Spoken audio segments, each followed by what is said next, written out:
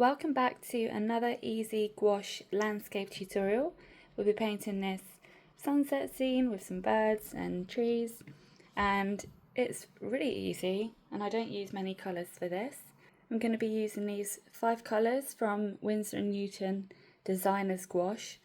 So we've got red here, yellow, Prussian blue, black and white. So to begin, I've just put some Alizarin Crimson, primary yellow, Prussian blue and white on my palette, and here I'm mixing Prussian blue with the crimson and a touch of white to begin the first gradient colour. It's going to be at the top of the page. And as you can see, I'm mixing another colour up here on my palette. It's the same mix as before, but I've added more of the crimson to it, and I want to do this to see which colours I actually want in my gradient for the background. And here for the next colour, I'm using the crimson with some white because I want like a pinky violet tone in the middle. And for the very bottom of the page, I want a light pale yellow, so add plenty of white with a touch of the red as well. So here I'm beginning with the darkest purple at the top of the page, and you're just going to work this down, and we're going to put more layers onto the page on top of it. I realised I wanted to make it much darker on top, so taking Prussian blue with the crimson, but I've added way less white here. And now as I'm working my way down the page, I've added a bit more white to that mix and just bringing it down.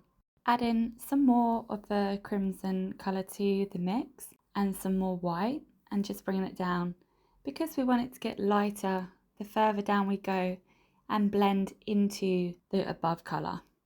Taking the crimson with a touch of Prussian blue and plenty of white to create a nice pinky lilac shade for the middle. And the beauty with gouache is it's really easy to blend the colours into each other. Before you blend into the top, you can just wet the brush, dab off any excess water and then begin to blend into the above layer.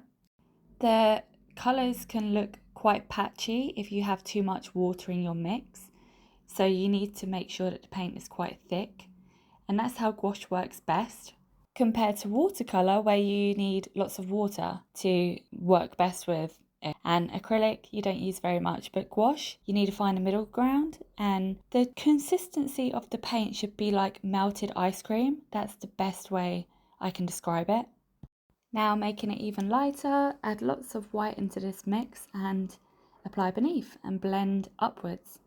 Now I'm using nearly pure white on my page and just applying this below, and I find using white when I want to transition to another colour is the best way to switch, because if you put 2 colours directly next to each other and you try and get them to blend together, you can muddy them, or you can make like a green in your sky depending on the colours that you use, and you really don't want that.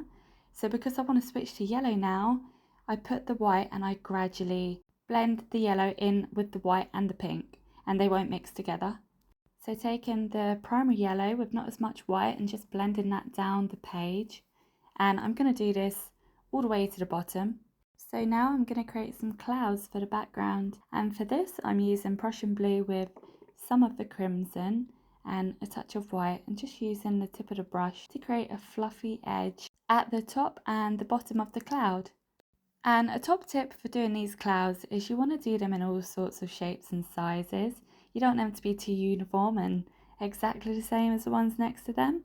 So I tend to do bigger clouds at the top of the page, and as I go down I make them smaller. And I've added a touch of white to the mix to add a highlight on the top and the bottom of the clouds.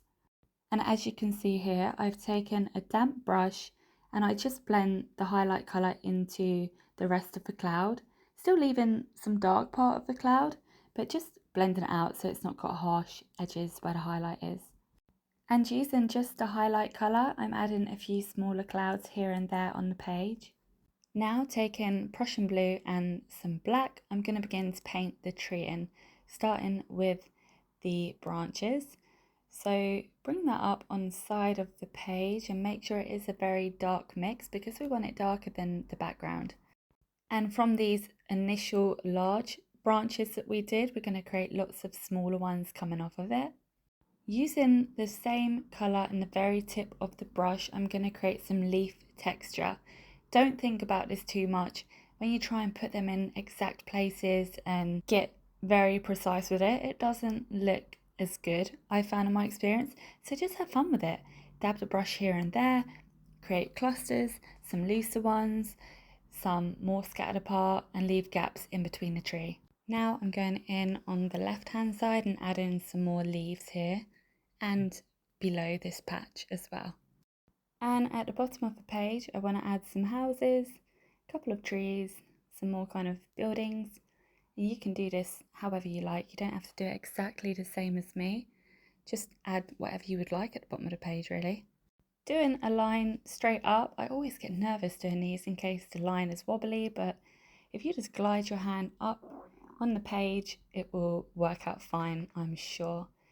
And add some small details onto it. We're going to add some lines as well connecting to it.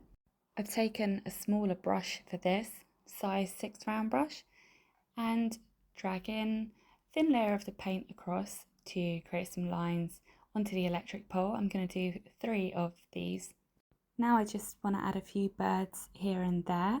Again, you can add them wherever you like and add more birds or less, up to you. Now I think I'm going to call this finished. I hope you enjoyed this tutorial. If you could like, comment and subscribe, I would really appreciate that. And tag me on Instagram and show me your finished pieces. Thank you for watching. I'll see you next time.